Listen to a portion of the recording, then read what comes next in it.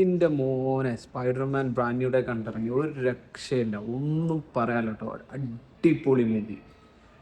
ഒന്ന് സ്പോയിലേഴ്സ് ഒന്നും തരുന്നില്ല, ബട്ട് എൻ്റെ മോനെ ഒരു രക്ഷയില്ല. ഇതുവരെ കണ്ടതിൽ സ്പൈഡർമാൻ കണ്ടതിൽ ആ ഒരു പഴയ ഒരു നൊസ്റ്റാൾജി കണ്ടല്ലോ, അതൊക്കെ ഇങ്ങനെ കയറി ഇങ്ങനെ വരും. ഒരു രക്ഷയില്ല, അടിപൊളി മൂവി.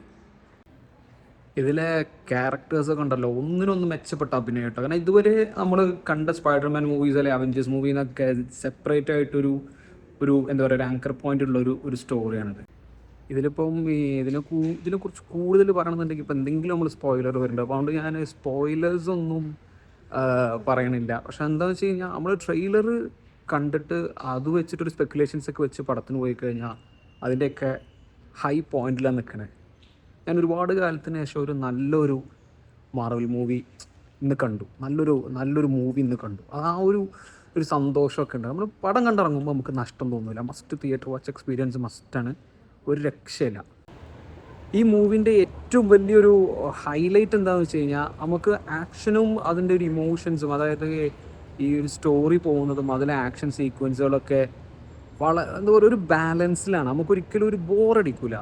നമുക്ക് ആ ഒരു സ്റ്റോറീൻ്റെ ഗ്രോത്തും അതുപോലെ തന്നെ ക്യാരക്ടേഴ്സും അവരുടെ ഗ്രോത്തും അത് ഒരു രക്ഷയില്ല.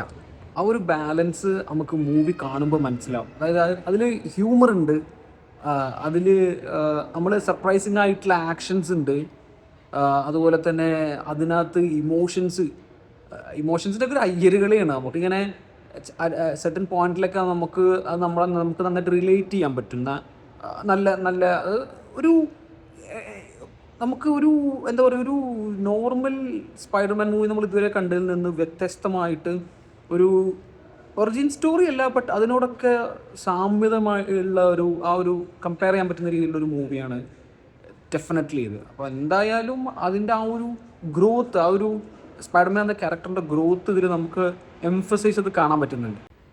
മൂവിയിൽ എന്താ പറയുക, അതിലെ ക്യാരക്ടേഴ്സിനെ പ്ലേസ് ചെയ്തിട്ടുള്ള കാര്യങ്ങൾ നമുക്കൊരിക്കലും ഒരു ബോറായിട്ട് ഫീൽ ചെയ്യില്ല. നമുക്ക് ഇനിയും കൂടുതൽ മൂവീസ് ഇതിൽ നമുക്ക് പ്രതീക്ഷിക്കാം.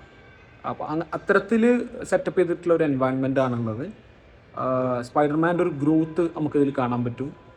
ഇത്രത്തോളം നമുക്ക് അറിയുന്ന കാര്യങ്ങളാണ്, പക്ഷെ അതിൻ്റെ ഒരു വിഷ്വലൈസേഷൻ നമുക്ക് സ്ക്രീനിൽ കാണുമ്പോൾ വല്ലാത്തൊരു ഫീലാണ്. ഡെഫിനറ്റ്ലി കാണാം, ടിക്കറ്റ് ബുക്ക് ചെയ്യുക, കാണാം, ഒരു രക്ഷയില്ല, അടാറ് സാധനം.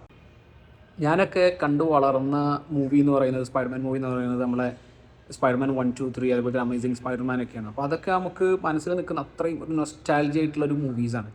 അതിൻ്റെയൊക്കെ ഒരു ഫീലാണ് ഇത് കാണുമ്പോൾ. ടോബി മാഗ്വയറിൻ്റെ, ആൻഡ്രൂ ഗാർഫീൽഡിൻ്റെയൊക്കെ ആ ഒരു പല സീനുകളും ആ മൂവീസ് എന്നുള്ളത് നമ്മൾ ഓർമ്മപ്പെടുത്തും. അപ്പോൾ അത്രയും എന്താ പറയുക, നമുക്ക് കണക്ട് ചെയ്യാൻ പറ്റുന്ന ഒരു മൂവിയാണ് ഈ ഒരു സ്പൈഡർമാൻ ബ്രാൻഡ് ന്യൂ ഡേ. ആ പേരിനോട് നീതി പുലർത്തുന്ന ഒരു സ്റ്റോറി, ബ്രാൻഡ് ന്യൂ ഡേ. ഒരു രക്ഷയില്ല. സാധനത്തിൻ്റെ ആ ഒരു എക്സൈറ്റ്മെൻറ്റ് എന്ന് പറഞ്ഞാൽ പീക്ക് ലെവലിലപ്പോൾ നിൽക്കുന്നത്.